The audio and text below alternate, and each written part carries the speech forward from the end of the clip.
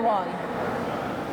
And thank you for joining us as we officially open the doors to the new Medic 4 station, a milestone for public health, safety, and sustainability in Pittsburgh. I am Olga George, Press Secretary for Mayor Gainey and the City of Pittsburgh. We're thrilled to celebrate the state-of-the-art facility and all the partnerships that made it possible.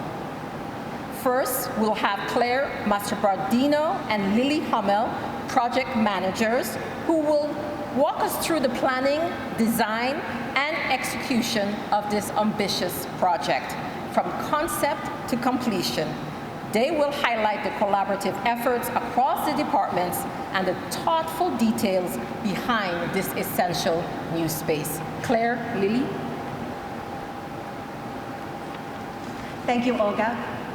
My name is Claire Mastrobardino. This is Lily Hummel. We're project managers with the Department of Public Works, Architecture Division. So first, we want to thank the Mayor's Office and Council for their support. We also want to thank our partners, which is Public Safety Administration, the Bureau of Emergency Medical Services, and then also Innovation and Performance for all of their help in getting this project started and completed. So we started this project in 2020. The city had passed legislation for net zero ready legislation in 2019, and this is one of the first that we did where we had to take that into account. The first thing that we did was we hired really great architects in 87 Pittsburgh and Rob Mansworth Studios, along with a really good construction manager to keep us on track in Larson Design Group.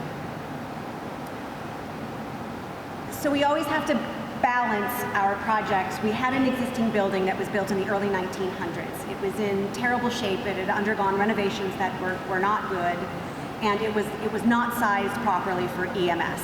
It had been an old fire station, which they handed down to the medics, and I was told it was haunted. So the layout was wrong, the size is wrong, and it didn't really work for modern practices. But we did like the old building, so one of our goals was to make sure that we kept some of the materials from the old building and incorporated it into the new design. James Lennon with 87 Pittsburgh will take you on a tour a little bit later, and he'll kind of point out to you some of those things that you'll see. So this represents the first completed high-performance building for the city of Pittsburgh. It's quite an achievement for everybody involved, and we're very excited about it. And some people coming after me will talk a little bit more about that. So once we finished design, then we moved on to our construction. The new Medic 4 station construction started February 2024, and the building was the first completed project built in the passive house method of construction. We learned a lot through the course of this project, and it was a valuable experience for us that we can use on future projects now. We would like to thank the Oris Group, who gently guided us through the net zero design and construction process. And we would like to thank our construction team, general contractor Caliber Contracting, our electrical contractor Sargent Electric, mechanical contractor East West Manufacturing and Supply, and our plumbing contractor Wheels Mechanical Manufacturing Supply. And of course, thank you to our DPW leadership and maintenance staff. To offer further comments, we will have DPW leadership coming up next. Thank you. Thank you. Thank you, ladies.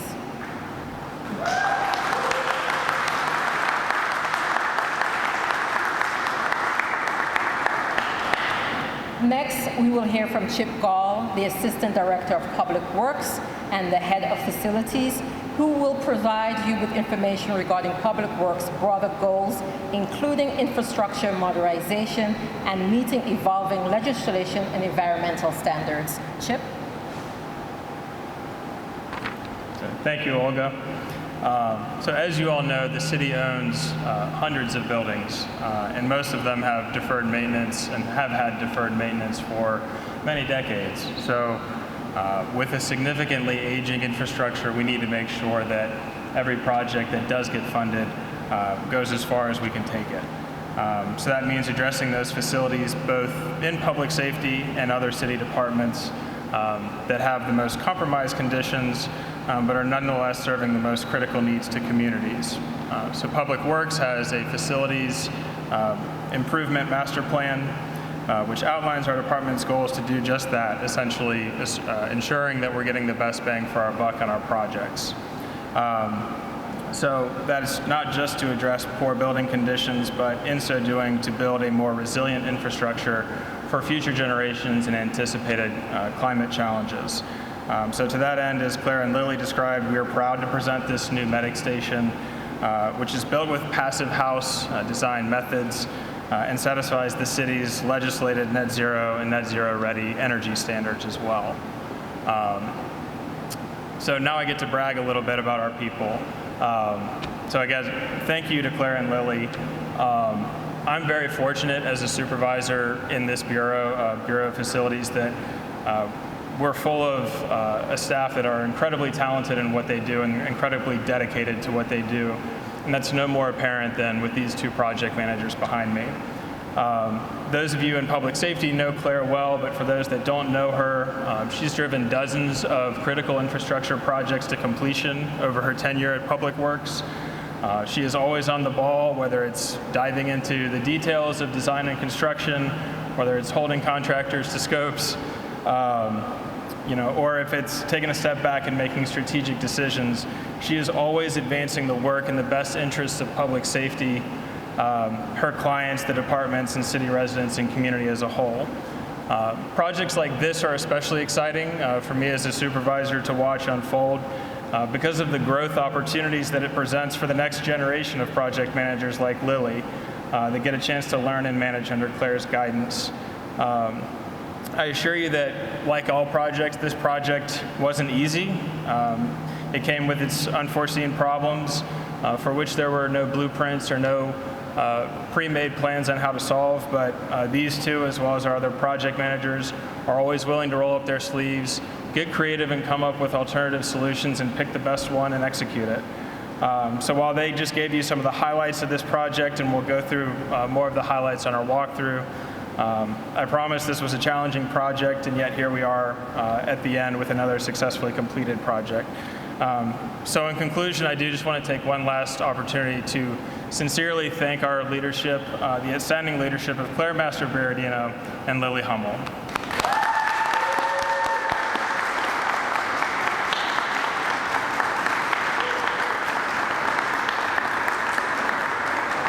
Thank you, and I'll turn that back over to Olga. Thank you, Chip.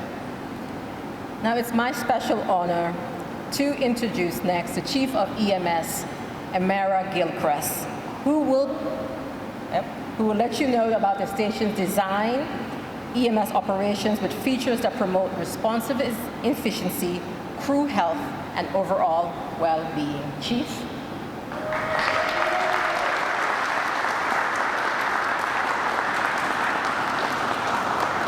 Good afternoon, everyone.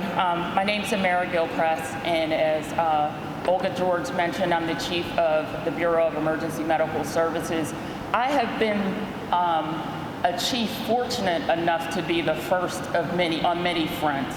I actually started with the city of Pittsburgh in the year 1999, and the old building that stood in this place was actually our training division.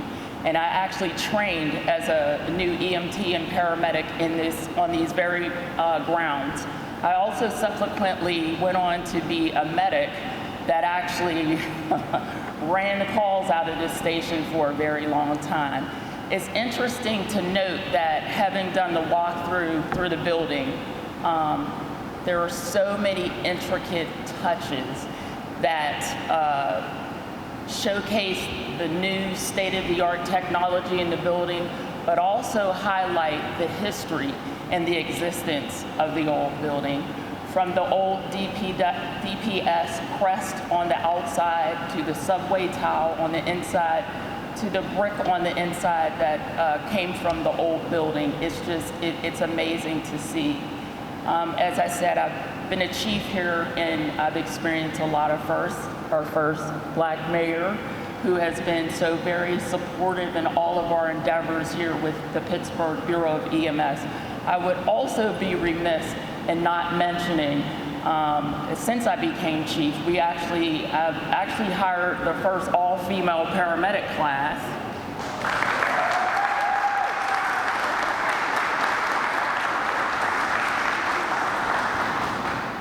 affectionately refer to them as the squad. So it warms my heart because this is just sort of surreal that this beautiful building was given to us, and our medics, this will help with morale. It'll be able to give them an environment in which they can thrive in, and I can't say enough about the wonderful job that was done and just the small details that in the time that was taken to erect the structure. So again, thank you, Claire, because this has been years in the making. It's been years in the making, a lot of planning and everything, and the architects, DPW, everybody that had a part in this, and thank you very much.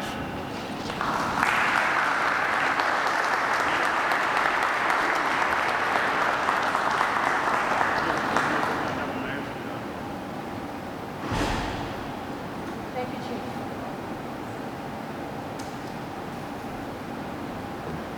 At this time, I would like to bring forth the Director of Public Safety, Lee Schmidt, who will reflect on why this facility and what this facility means for our first responders and the vital role it will play in keeping Pittsburgh communities safe and well-served.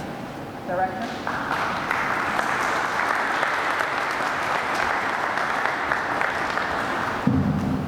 Good afternoon. I'd like to thank everyone for coming here today, but especially want to thank our men and women of Pittsburgh EMS, as well as all the men and women of public safety. This building shows what we need to do for all of our providers.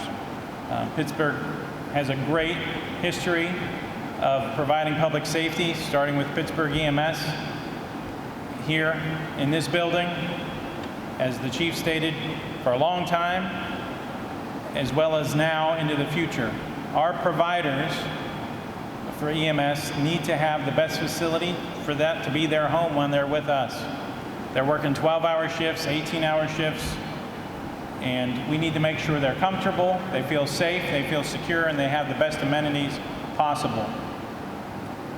I can tell you all about, if I worked in this station, how appreciative I would be, but I think when we're done, I would ask you to talk to some of the folks behind me in uniform about what it means to them to have a nice new facility. I think you all know public safety has a lot of buildings across the city, and I know our friends and colleagues at DPW are working hard to improve those every day, and we thank them very much for the hard work on this building. I want to thank the designers, the contractors, subcontractors, and everybody that put some blood, sweat, and tears into this building. And of course, Claire, the main project manager who has seen this building from beginning to finish. And we want to thank everyone for coming. And again, thanks to all of our providers. And hopefully, 50 years from now, somebody will be talking about being here and remembering when it opened and how many years they got to work here. So thank you all.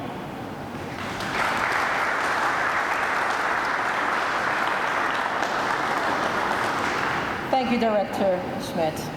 Now, let's bring forward Councilman Daniel Lavelle from District 6, who will speak on the investments and the importance of equitable access to emergency services across Pittsburgh neighborhoods. Councilman?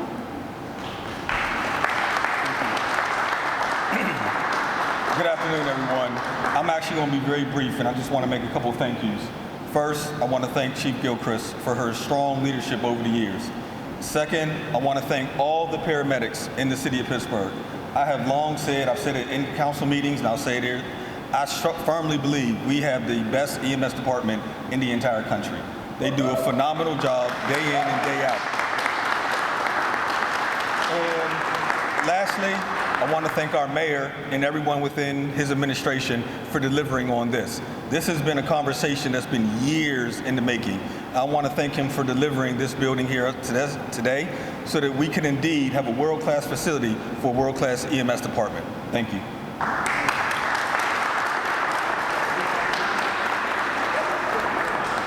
Thank you, Councilman Lavelle. Now, it is my honor to bring forth the Mayor of Pittsburgh, Mayor Ed Gainey, who will speak on the city's commitment to sustainability, innovation, and service excellence. Mayor?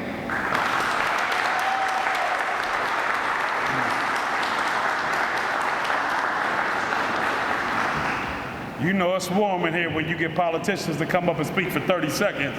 You know they warm up in here. But I just want to congratulate EMS today. I want to congratulate EA7 Pittsburgh and Mans Woodward Architects, Auras Group, Net Zero Consulting, Larson Design Group, Construction Management, Caliber Contracting, General Contractors, Surgeon Electric, and everybody else that has something to do with this building being developed and built. I just want to say thank you. I think one of the great things about any new building is that employees get to come to a building that is new, a building that doesn't have any defects, and they can feel good about the place that they call work. It's always good to be able to do that. I want to thank Chief Gilchrist for her incredible work, whether it's in Freedom House or all the new recruits that are women behind us. I want to thank all my Department of Public Works who puts in phenomenal work every day. I mean, what would this city be without the Department of Public Works? I can't thank them enough for what they do. I also want to make sure that I thank my team, Lee Smith, Public Safety Director, Councilman Daniel Lavelle, just for their commitment and continue to support such a worthy effort. And again, a clean workplace just makes you feel better about coming to work. It's something psychologically that impacts us all. So again, as we do the groundbreaking on this today, I just want to congratulate all. Thank you.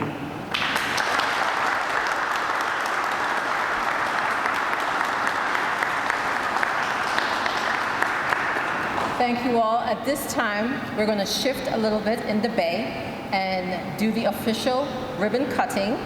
1, 2, 3. Hit the door. All right. Okay, so first, I think before we head inside, we'll talk about the architectural character of the building. As you can see, we have two extending roof profiles that represent the extension of the end user into the community and the integration of paramedics in the community and trying to connect everybody together. The brick itself is very contextual to the area, so it really grounds the building. And overall, this building was designed with passive house principles in mind. So what that means is that there's increased insulation, air infiltration is very important to maintain. Basically, we're building a balloon, and that ends up impacting the air quality, and it just allows for the efficiency of the building to be maintained, which eventually it is a huge payoff for the city. It's one of the city's end goals, and it complements the goals of the green goals of the town. So let's head in through the front door. We can talk about some of the architectural details and character that way. Give me your first last name and your title. James Lennon. I'm a project manager with 87. Thank you.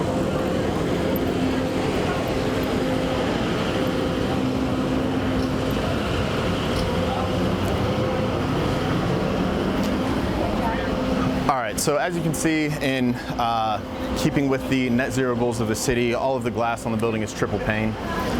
Very important to maintain and manage solar heat gain inside the building. As you can tell, today we have a very hot day, so I think it'll be working fine as we walk in and feel how cold the building is. So let's go ahead inside. One of the things I wanted to talk about in the main entry was the use of reclaimed materials. As you know, the building that exists actually sits in the parking lot of the original building. That building was close to 100 years old and had some historical value, as you heard a little bit earlier in some of the conversations and presentations that we heard. So we wanted to reclaim some of the important aspects of that. So if you look up, the ceiling here is the reclaimed ceiling from the apparatus bay of the original station. And some of the tile here behind this wall, this was all reclaimed from the apparatus bay as well. So the contractors very delicately removed all of the existing tile. It's an old glazed tile from probably close to 100 years ago. So we were able to install that here as a nod and a welcoming motif to the project. Some of the other things that you might notice in here is the reclaimed brick. So that was also a motif from the old station. You know, we wanted to incorporate tastefully where we could to talk back to that history of the old building. As you can see, we have state-of-the-art facilities, brand new kitchen for all of the medics. Through that room, we have a very quiet EMS report office where all the paperwork can get done. One of the other things that is important to first response design is managing contaminants from the living side to the apparatus bay, which is the work side. So in order to do that, we have a decontamination space so that when the medics come in, they can then go through the decontamination, change their clothes if they need to, get a shower if they need to, and then come into the living space. Behind you, you'll see a gear storage room with brand new state-of-the-art gear storage facilities where you guys can store all your extra equipment and things that you need. So if you're hanging out in the day room and going out, you can go through that space, put on all of your equipment, and then head out to the call. So these lockers are for the personal effects of the medics. This is separate from the locker room that we saw earlier. So this is where you come in your street clothes, you get changed, and then you can go about your shift. We incorporated daylighting at the bottom here so that if it's nighttime, they can have the lights low. If they're, relaxing, they can come out and change without having to turn big lights on and give their eyes time to adjust from dark to a light space. As you can see, we have the most latest and greatest station alerting system in this project that is absolutely critical to any first response station. So here you'll find the restrooms for the space. Again, we have matching restrooms with a walk-in shower, zero entry shower for all purposes and all end users. Again, keeping with that calm color scheme to promote serenity and relaxation as they come back from their day-to-day.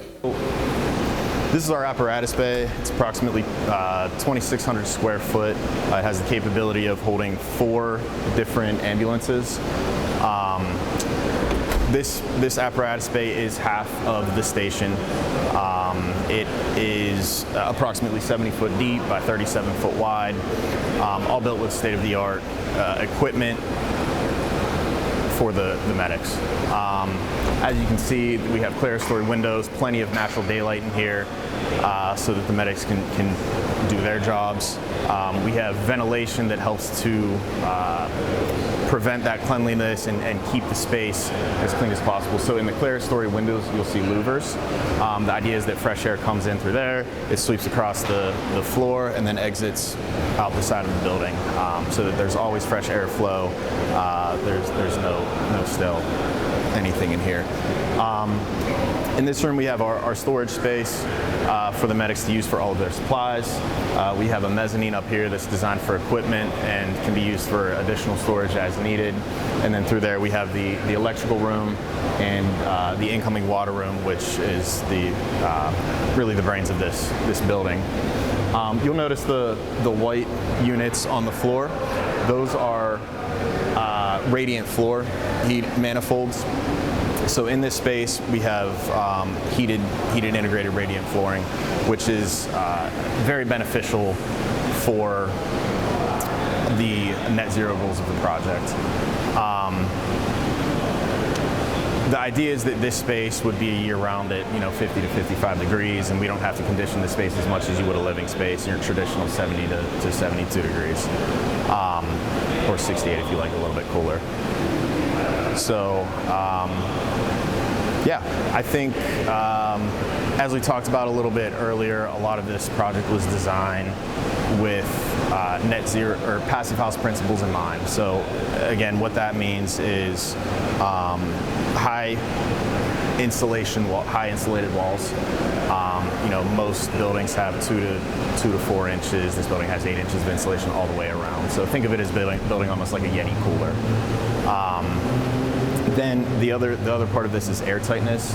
So air infiltration is really where a lot of your energy is lost. So think about, I don't know if you have an old house. I know there's a lot of old homes in Pittsburgh, but you might have a draft coming through your doors or through windows. That's not something that you want here, because we really want to condition the space and limit a lot of the conditioned space from leaving.